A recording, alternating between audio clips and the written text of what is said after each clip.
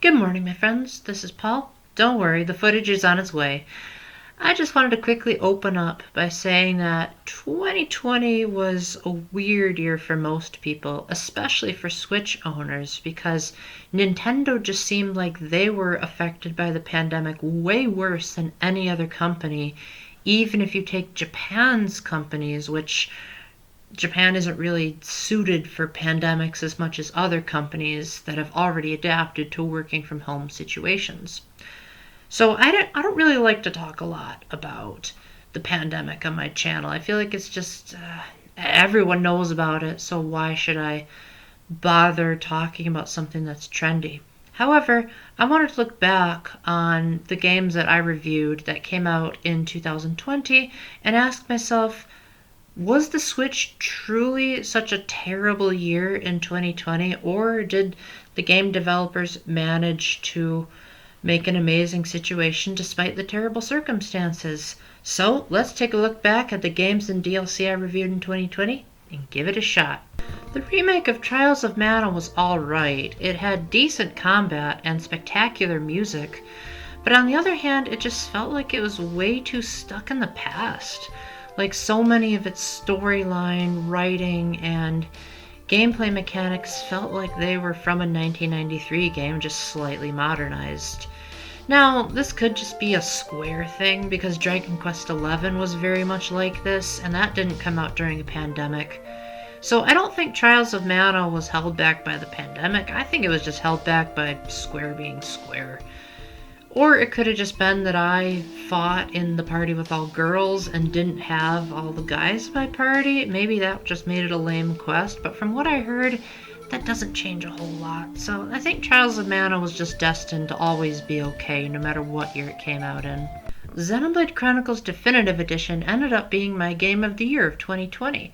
So you'd think I would say that it wasn't held back by the pandemic because it was so amazing. However, I would actually beg to differ, because I think if the pandemic hadn't have happened, we could have potentially seen this definitive edition become even more definitive. One of the biggest things that I believe was held back because of the difficulties is the music. Now, the remastered soundtrack turned out to be phenomenal, and it makes the previous tunes practically unbearable to listen to, which was saying something, because the original soundtrack was already so incredible. However, Monolith Soft specifically said they neither had the time nor the funds to have the orchestra, and I find that to be a bit of a fishy statement, because Nintendo is Japan's richest company, and surely they would have given the time and resources had this been another year. I think it was just that people were so starved for first-party Nintendo content that Nintendo wanted this to be out the door quicker. I'm not saying it was rushed. I'm not saying it was a Cyberpunk 2020 situation, but I definitely think the music could have been fully orchestrated if it hadn't been for the time of year. That being said, the Bionic's Shoulder has such amazing music that I probably could listen to a 24-hour loop of it and never get bored. But the fact that the game turned out phenomenal on so many other levels makes me think that, hey, if the remastered soundtrack can only sound semi-magnificent as opposed to totally magnificent, then that's a sacrifice I'm willing to take. Jump Rope Challenge, on the other hand, is the definition of a game that was made during a pandemic. If you don't believe me, just look at the Wikipedia articles that talk about the game's development. It was done by a handful of Nintendo employees who wanted to make sure that people remembered to exercise during the really bad time of the pandemic when no one could even go outside their house. So this was literally made because people are forgetful and they can't just jump in place, and they needed a game this bad to remind them. People have complained that I complained too much about Jump Rope Challenge, but that person also deleted their comments, so maybe they realized that I actually had a point after all, and this was a waste of perfectly good development talent. Clubhouse Games' 51 Worldwide Classics is an alright game, but I think it definitely could have used a more lively presentation. Some of the graphical effects are nice, and it's not like too many of these games are total duds, but there's just so much of a lack of personality. Rather than having your Mii's, you have your generic profile picture. And while I think it's cool that I can see, Breath of the Wild's Link at the top of my profile when I'm playing a game of cards, it's also not animated, so it's not like I'm actually seeing Link hold the cards. Also, they have these like toy figurines that illustrate everything, and while I like the skits that explain the rules, I don't like the fact that the characters aren't animated. And why couldn't they use the Mii's? In fact, why weren't the Mii's used at all? I get that they're trying to move on from the Wii U era, but they still have Mii's on the Switch, so why not at least use them? If you're not going to use Mii's that much, they shouldn't have included them on the Switch to begin with. But maybe they figured they couldn't do that because they wanted to make sure the Mii fighters were in Smash, so maybe they were thinking ahead. I don't know. I just think the lack of Mii's, it may not necessarily be a pandemic type of situation, but I definitely think that the fact that this isn't on the Wii U was probably a huge determining factor on why there's not so much personality in this collection. Paper Mario the Origami King was going to be controversial even if it had released outside of a pandemic. And I think the series' fate was sealed once they weren't allowed to start using individual characters and instead had to over-rely on generic Toads and overdone Mario World enemies. And especially Shigeru Miyamoto's infamous, "It's fine without a story, so do we really need one?" Well, it seems like he's lightened up a bit in recent years, so maybe he's not as much to blame as I'd like to think. What is unfortunate is that Kensuke Tanabe, the producer/director of this, not really sure which one, he took Miyamoto's suggestions so much to heart that now he considers it his design philosophy. So even if Miyamoto has repented, he kind of started the damage, and this guy needs to learn how to bend a little bit and how to make the fans actually happy as opposed to just trying to please Miyamoto. That being said, I liked Origami King a lot. There were definitely elements that I could see Miyamoto's influence ruining it, but that didn't take from me enjoying the game for what it was rather than complaining about what it wasn't. We Should Talk is a boring game. I don't think anything could have saved it. I mean, indie companies have been known for having either extremely hit or miss type of games for who knows how long. Look at Random Spin and their entire library of Wii U games that came out after the Wii U was gone, just as an example. And I don't think it was the pandemic that held this back. I think it was just that this company didn't know how to tell a compelling narrative. Now, to be fair, I like the concept. I just think it definitely could have been fleshed out. That being said, this ended up on my worst games of 2020 list. And I'm not sure what else they could have done to save it besides, I don't know, making a fun game. Nicole's a bit of a hard one to figure out if this truly was held back by the pandemic, because I've heard rumors that it's been out for a long time, but it's hard to verify those rumors. So I think the more likely culprit to Nicole's shortcomings is the fact that it was made by Ratalaika Games, and they tend to overuse the same kind of template and basic structure for all of their games. Like, I played Vera Blanc, and while that was by far much more inferior to this, it still used the same generic way of telling the story, like the fact that you could rewind and skip in almost exactly the same way, with this just having a better written protagonist and better characters. I think Nicole is definitely a charming protagonist, but she definitely deserved a better game to give herself a chance to shine even more. A Short Hike is another game that you have to take with a grain of salt, because the original version came out in 2019 and it just came to the Switch late, as seems to always be the case. Why can't we ever get something first and then it's optimized later for the more powerful hardware? The point is, this probably required very little effort on Adam Robinson Yu's part to port to the Switch because, one, it's during a pandemic, and two, this game was already so great that why would he bother refining perfection? I mean, the only thing I can think of that he could have done better in this game at all was made it so that the inventory management was less clunky. But that's literally my only major complaint in a game that's otherwise what I consider the best indie equivalent to Breath of the Wild. And also the fact that Adam did pretty much all of the work on this by himself, except for having one other guy compose the music, means that even if this was a pandemic game, it wouldn't have really mattered because he was already working on it practically by himself anyway, so he wouldn't have had anything to worry about. Boy, it really makes Jump Rope Challenge seem doubly pathetic, doesn't it? Okay, Nintendo, what on earth is your excuse?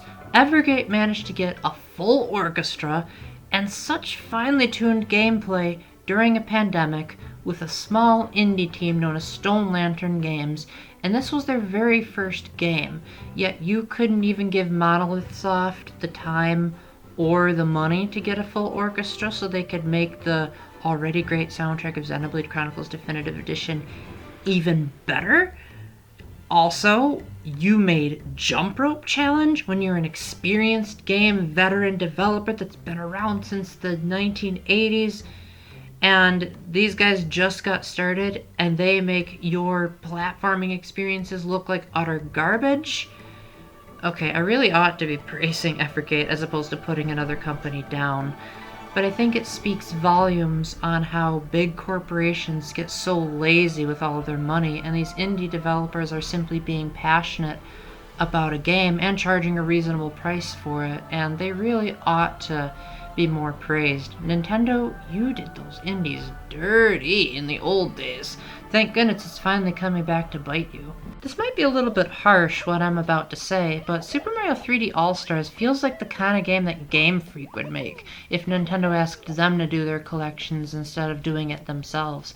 Because this is so lazy and low effort that I'm seriously wondering if it wasn't intentional and that the pandemic forced Nintendo to shove out these games as quickly as possible without changing them. Super Mario 64 have these ugly black borders on the side that look like the kind of thing you would see on a virtual console port of this game, which even then, I think if I play it on the Wii U virtual console, it actually doesn't have these borders. So that's embarrassing. It's also not taking into account any graphical changes from Super Mario 64 DS. Super Mario Sunshine plays worse than it did on the GameCube, though admittedly I haven't played it since the patch that finally allowed GameCube controller support for a GameCube game. Super Mario Galaxy turned out alright, but there were instances where it felt worse to control it on the Switch than it did on the Wii, and handheld mode just seemed a bit counterintuitive for my tastes. I don't know. These games are good. It's nice to have them all in one package. Mario Galaxy is phenomenal no matter how much you look at it.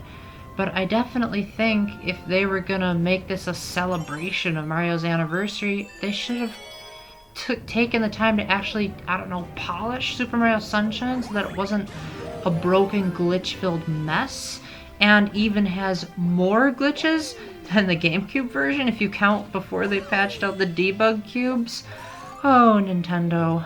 Nintendo. Please tell me you're not becoming the next Game Freak. Kirby Fighters 2 was alright. I feel like the graphics were nice, but then again, they didn't go into mind-blowing territory very often. And the Kirby fan service is very interesting. It's just that the story mode was so undercooked. Now, I'm the type of guy that, generally speaking, I prefer a story mode even if the story isn't that great, but come on! It doesn't even feel like that great of a story. There's not really dialogue or meaningful character choices, and you can't say, well, Paul, it's a Kirby game, it's not supposed to happen, because Planet Robobot had a story, Triple Deluxe had a story, even Kirby Superstar had full-on conversations with characters in one of the side modes. So, is it because this game is a spin-off that it's justified that it doesn't have a story? Because Super Smash Bros. Brawl had the Subspace Emissary, which was made by the same company, let me remind you. And Super Smash Bros. Ultimate had a story. What is this game's excuse? I mean, it works fine. It plays probably as good as you would expect from a Kirby Fighters game, but I kind of wish they put a little bit more effort in making the single-player story actually have a story.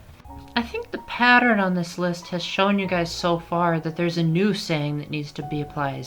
Indies do what Nintendon't. Boy, would it be nice if maybe the Mario games took inspiration from how gorgeous, not only looking, but sounding Ori and the Will of the Wisps is. This has to be one of the best soundtracks I've ever heard in recent memory. And man, is it a shame that there's not an in-game soundtrack player. The new Super Mario Bros. Games can't even come close to the orchestral majesty of the Ori games. However, Ori does suffer from terrible technical issues, including numerous game crashes. But if the game actually runs really well, which it did when I played it on the TV, so maybe it was just being in handheld, then Ori is a stunning example of fantastic optimization on the Switch's part. Can we get these guys to maybe work on the next Nintendo game so that they can actually look like a new product instead of being so half-baked? Super Mario Bros. 35 is a game that I like to play just about every day, but mainly because it's going to be delisted on March 31st, which is a little over 2 months, a month and a half from this recording date. So it's more so if I'm just scared I'll never be able to play it again, as opposed to actually liking it that much, because it does get very repetitive. You begin to see the same old things over and over again. There's a lot of input lag. The sound effects are still really annoying. There's not really a way to turn them off. There's no way to play with friends. There's no way to change the backgrounds. There's no way to join a password match. There are special events, but they're limited time. They can't just compile them. And it's also going to be delisted, so it almost seems like this was a kind of pointless move, especially because it's free if you already have a Nintendo Switch Online membership. So it's not like Nintendo is losing any money, but maybe that's also why they put so little effort into optimizing this, because it still feels kind of broken. Like, compared to the new Super Mario Bros. Games, it's really hard to get Mario to get momentum. And it's really hard to, I guess, be absolutely precise with your movements because the controller sometimes just will not do what you want it to. So I know I put this on my top 10 games of 2020 list because it was fun for a while. But then the more I played it and the more I started consistently coming in first place, the more I realized that, yeah, this was a quick way of having something Mario related during the year instead of Nintendo feeling like they had nothing. So I definitely hope that this game doesn't get delisted and that maybe they can perfect it by maybe getting a single player mode, letting you play with bots, something so that people can appreciate this without feeling like they were sucker punched into having to get it even if they didn't want to. Maybe that's why Nintendo deliberately left it broken. Well, conspiracy theories can wait. Let's move on to the next item. Hyrule Warriors Age of Calamity was a masterpiece. It did not feel like a pandemic game whatsoever, and I'm almost tempted to think, oh my gosh, Nintendo's actually succeeded. Except Nintendo didn't publish this game. This was done by Omega Force and Koei Tecmo.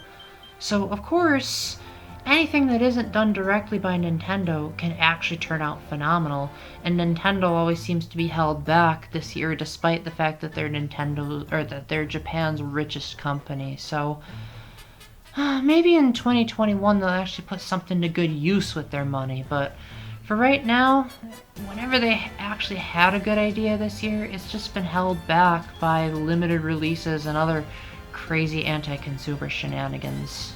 Having never played a Kingdom Hearts game before, I might not be the best person to judge Kingdom Hearts Melody of Memory on how well it succeeded at being a Kingdom Hearts game.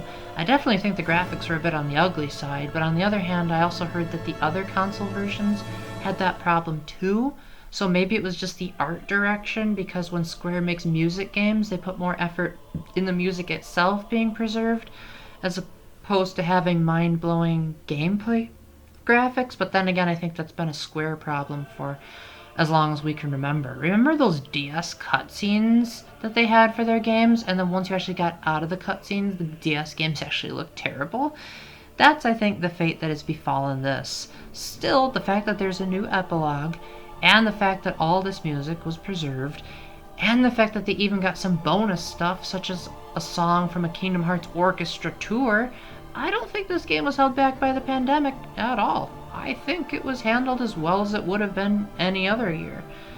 So, as I said with my Trials of Mana impressions, I think any problems that have arisen from games published by Square Enix have merely been because it's Square, and not because it's a pandemic. Indie companies have been on a roll this year, with proving that not only can they survive during a pandemic, but their games can outshine even Nintendo's. Not Vera Blank, though.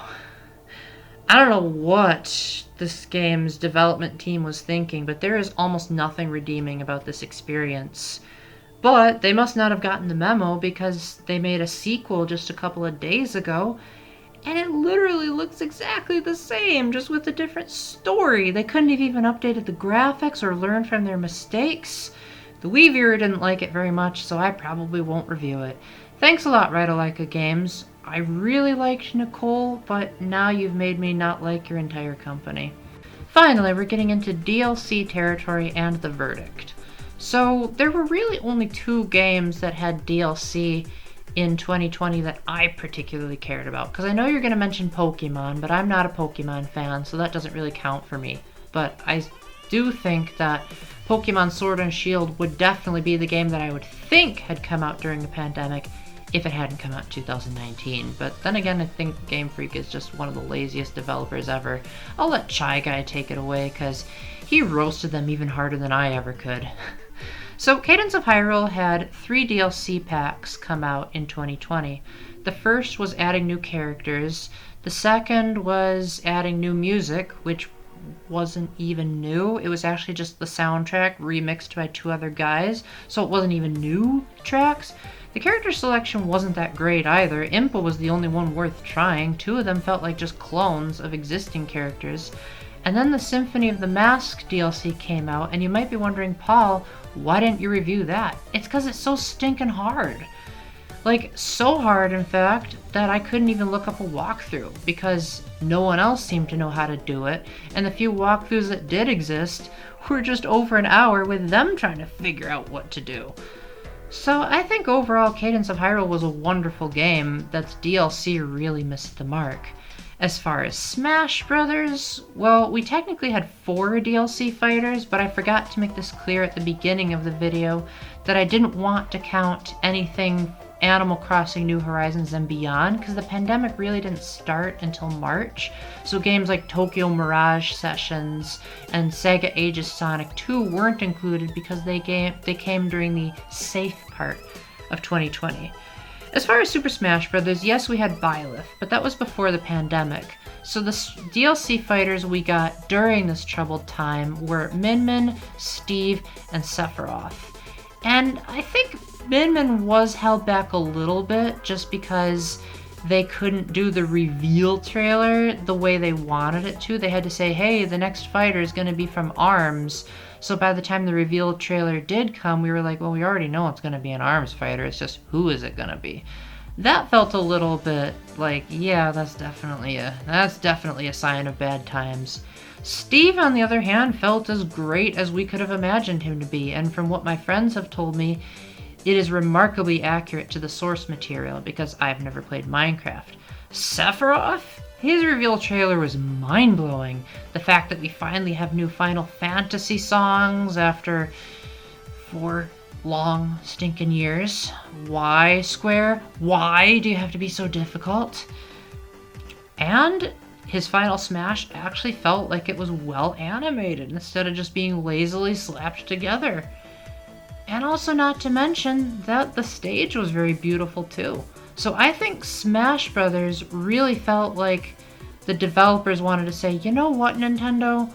I know you're not prepared for working at home, but we are going to do it even if that's not really Japan's thing. So yay on you, Sakurai, for showing that a Nintendo published game can actually have effort put into it. You know, I actually wouldn't be that upset if Nintendo was just completely taken over by Masahiro Sakurai. I don't approve of every single thing the man said, especially his reasoning for not having a story in Super Smash Bros. For 3DS and Wii U, but heck, if I had to take him over Shigeru Miyamoto any day, give me my money, guys. I will pay $70 for your next game if you hire Sakurai full time. Well, that about wraps up this 2020 discussion from what I've reviewed. And so the pattern that I think that I'm seeing based on all of the examples that I looked at is indie companies seemed to be doing about as well or terribly as they always have in years past, because most of them aren't from Japan and they're also probably used to working from home. I mean, heck, the original Myst game was made with just two brothers in a garage. So I think indie companies have always acted like there's a pandemic. So you've got games like Evergate, Ori and the Will of the Wisps, and A Short Hike being phenomenal experiences that spit in the face of AAA developers. And Nintendo in particular seems to be having a really, really hard time. Every single good game they had was overshadowed by them not taking examples from their own other games. And the games that were bad were simply lazy or just a quick cash grab. Even the few Nintendo games that seemed like they held promise were either Smash DLC, which wasn't even a game, it was an existing game, and probably also only because Sakurai was doing it. And Hyrule Warriors Age of Legends may have been based on a Nintendo property, but again, Nintendo didn't make the game, so it's not even a Nintendo game. So a Zelda game that's not a Zelda game that wasn't made by Nintendo ended up being better than Nintendo's own games. So Nintendo's 2020 was kind of terrible. Yes, they had Xenoblade Chronicles Definitive Edition, but they could have been better if maybe they had given Monolith Soft more time and more funds. And Jump Rope Challenge is just an abomination. I really hope Nintendo never does something that stupid again in the near future. So what do you guys think? Do you think the Switch had a good year in 2020, or do you think you're excited for things to start getting back to normal? Let me know in the comment section, and until the next time, keep the faith, stay epic, God bless, and I still stand by my guns that I'm happy Byleth made it into Smash, and I am proudly playing on this Garreg Monastery with Chasing Daybreak, one of the best tunes from Three Houses playing. I mean, you guys have the right to hate the character, but you have to admit that all the other stuff that came with Byleth was pretty darn cool. At least I hope you do. If not, you're entitled to your own opinion. I really hope you'll reconsider only hating Byleth because of the character instead of the additional content. Bye!